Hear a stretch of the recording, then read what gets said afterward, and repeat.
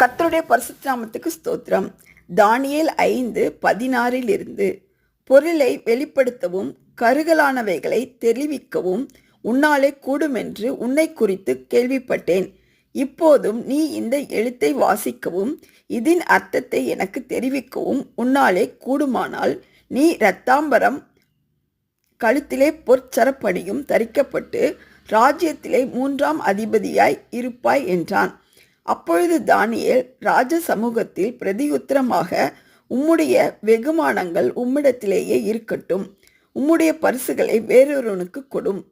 இந்த எழுத்தை நான் ராஜாவுக்கு வாசித்து இதன் அர்த்தத்தை தெரிவிப்பேன். ராஜாவே, உன்னதமான தேவன் உம்முடைய பிதாவாகிய நேபுகாத்நேச்சாருக்கு ராஜ்யத்தையும் மகத்துவத்தையும் கனத்தையும் மகிமையும் கொடுத்தார்.